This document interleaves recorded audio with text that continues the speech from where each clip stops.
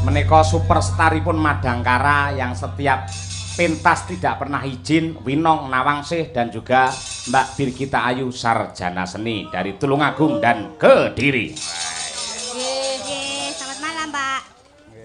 Karena kan kita kan tidak pernah izin toh Pak, hadiah ini ku nopo? Jenengan kok tidak pernah memberi kita hadiah ngoten lho Pak. Kok iso nakoni hadiah? Sampeyan ora izin melu nyinden akhirnya dibayar. Kewajibanmu wis kok tindakne, hakmu ya kok tampa kok iso. Lho, mboten Pak, nek zaman sekarang itu ada self reward Mbak namanya. Nah, itu, Pak. Apa kuwi? Self reward, Self reward itu hadiah untuk diri. Ya wis. Jenengan pemimpin toh Pak, pemimpin grup. Heeh. Jangan dalang, kula sinden gitu. Ah. Ya jenengan sekali-sekali niku memberi hadiah kepada sindene jenengan. Oke, Pak. gur ngono beres. Sok minggu tak golekne bros kabeh. Bros? Bros biyen kuwi lho gedhoe lho. Lah wi kan sok minggu dino iki lho Pak, napa? Ya mosok arep tanggapan ngene iso ngene hadiah. Lho. Saya tak tukane bros wis to, khusus Winong karo Brigita sing masang aku dhewe. Seto Pak, kita kan sinden, tugasnya nyinden. Berarti kita kan yang menyanyi gitu Pak. Berarti ya mau lho nong sawerane saka Pak Wakil Bupati mau lho kudune iki ya diweni ak dhewe. Mau digawa dhewe. Kok digawa dhewe ya? Kok digawa dhewe ning ngetokne dalange cetil. Lah ya. Lambene tekan ndi? Kowe ora ngerti, ning Nganjuk ya Kyai Sepuh wis paring dawuh. Yen bar jam 12 bengi, cah wedok nyekel dhuwit ora ilok. Lah kenapa? Ora pantes. Lah napa, Pak? Lunga dipangan pepe gombel. Loh, enggak. Itu tuh tegese ki jenengan iku amanah, Pak. Mosok sampe Pak Wabu kan mestine nggih anu niki disalurkan ke sini gitu. Pak Wab mau ngendika Pak Wabu ngendika lek ora ngerti to kowe. Nalika masrake Pak Dalang niki mboten kangge sinden ning khusus kangge jenengan piyambak. Napa nggih, kula mboten mirengi. Kowe ora percaya ngono? Nggih, mboten. Aku yo ora percaya ya. Ah iya nggih. Wis bareng nyono aku ngodidum karo kanca-kanca pengrawit kabeh nyo. Iki nyo tampa. Ngono ngono. Dikira aku cetil. Aja diumumne aku dalang cetil ya. Lu yang bilang Mbak Birgita bukan saya. Lah kok tanganmu nampa? Lah kan sing Kosek kowe kok nampa? Lah kan sing cedhak kula, Pak. Bendarane apa? Mbak Birgita. Ya kon rene cahe. Oh, oke. Nggih, karena saya niku ngapunten Bapak Ibu kula niku menjabat sebagai bendahara sinden Madangkara. Dados uang saweran niku masuk ke rekening kula, Pak. Ngoten. Iya, menjahat. Ayo nggih, menjahat. Nyo iki ditampani. Nggih. Sungkem sik karo dalange. 1 juta lho iki rumah. Kanjeng. Takut celuknya ditampani ngono. Nggih. Didum. Ikhlas mboten? Heh? Ikhlas mboten? Ya nadyan ora ikhlas paling timbang kok lolokne wis tampanana ngono. Mbok yo sing ikhlas sapa, Pak? Ya ikhlas wong kuwi dudu dhuwitku paringane Pak Wabu kok ya ngono kae. Nggih, ngaturaken sembah nuwun nggih Pak Wakil Pak Wakil Bupati. Oh iya. Ayo, mulai jolono nganggo tembang sing apik cah loro. Arep nembang apa?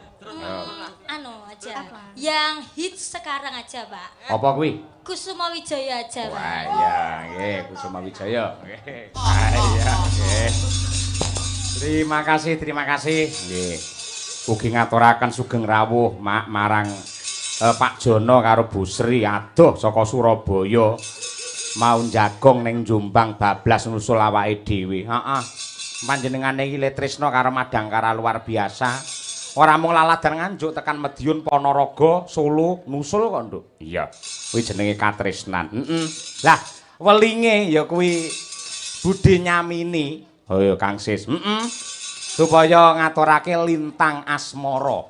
Ya, Lah, lintang asmara iki jane sing dikersake engko sing nembang kudu Niken Salindri, Lucy Brahman karo Sukesi Rahayu. Nah. Piye jajal ngono kuwi? Ning ngeten budhe nyami.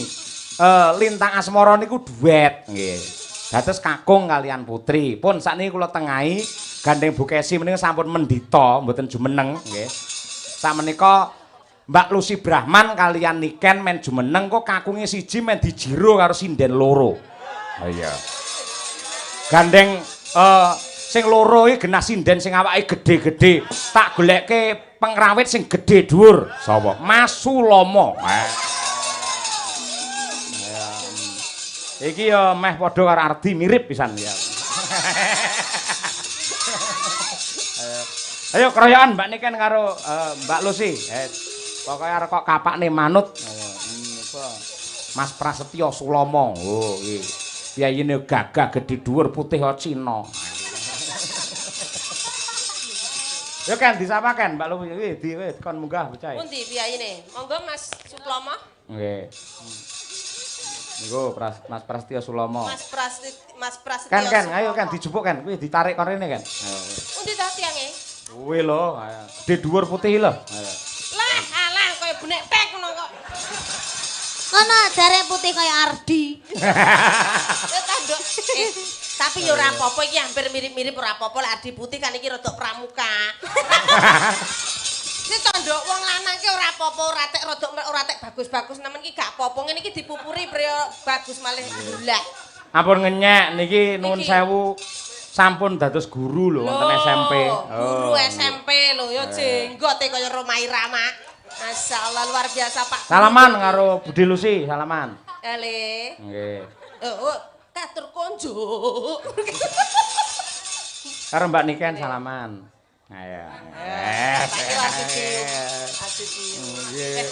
Masyaallah. Iki kok bakal viral jenenge Suken. Sulomo Niken. Ayo Suken. Suni, Pak. Suni apa? Sinten? Sulomo. Sulomo Niken to, Pak. Ah iya. Suni. Dadi engko kaose ya lek gawe kaos fan club meneh, rupane kaose ireng. Sing ketok jane sing dijejer cah loro, sing ketok go awakmu tok. Iki Dok, iki kan kamu masih muda toh, mudai Suni.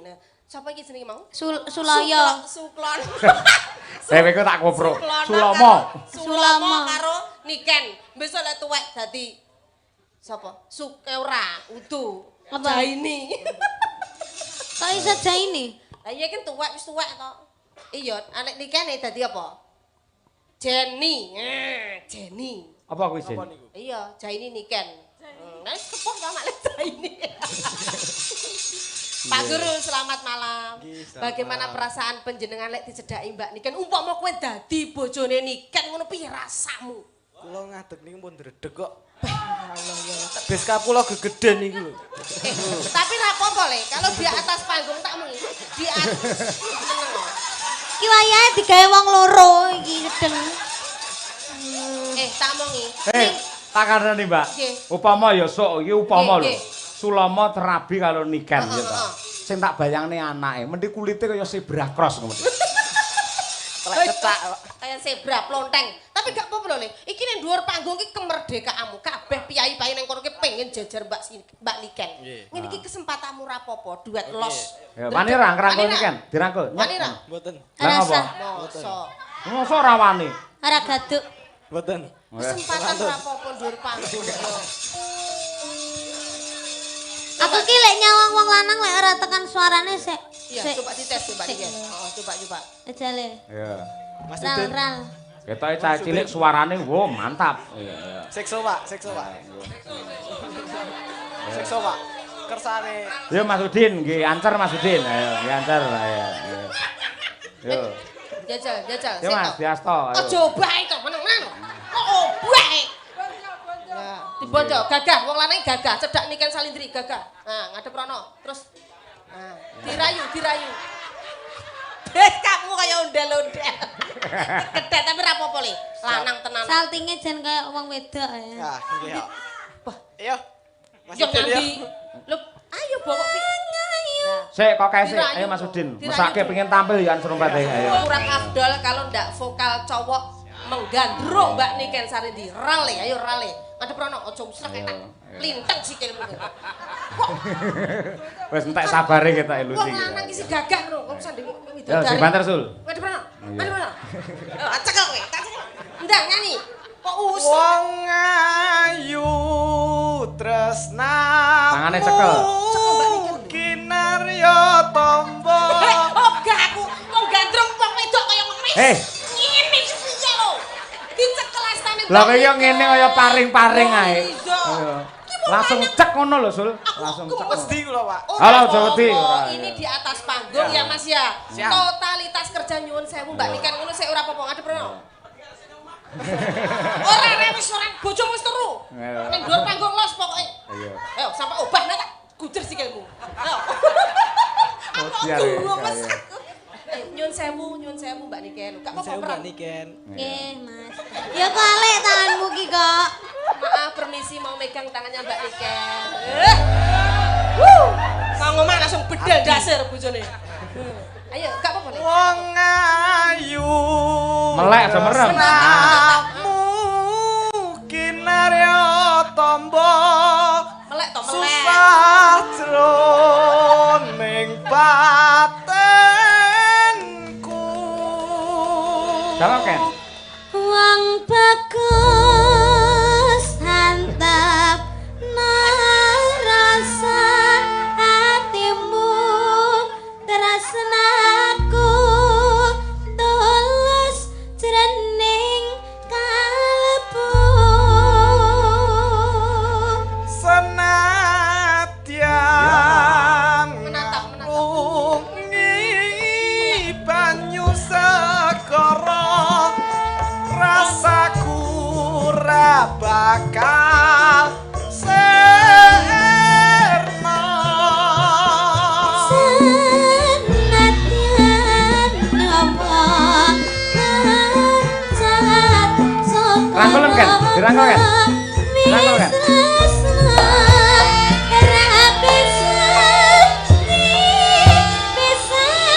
Terus kan, dirangkul kan. Dirangkul sing kenceng, banting Keng, banting. Ayo, lah sulama ngece wong dirayune kan malah melet-melet ora. Nggih, Ayo. malah drrrr. Keder iki ngapa lho, Mas? Si gandrung yang Ayo. melet koyo. Ayo milih ndi? Iki apa sing ning omah? Ayo. Ayo milih Mepsa apa iki? Ayo. Ayo. Oke, luar biasa. Engko pokoke sing putri piyai loro. Nah. Iya. Pokoke arep kok remuk, arep kok jur, monggo. Ayo. Ayo ikhlas aku wisan ayo. Monggo Budi Nyamini menika pamundhut panjenengan. Ayo. Yuk diaturake Lintang Asmara.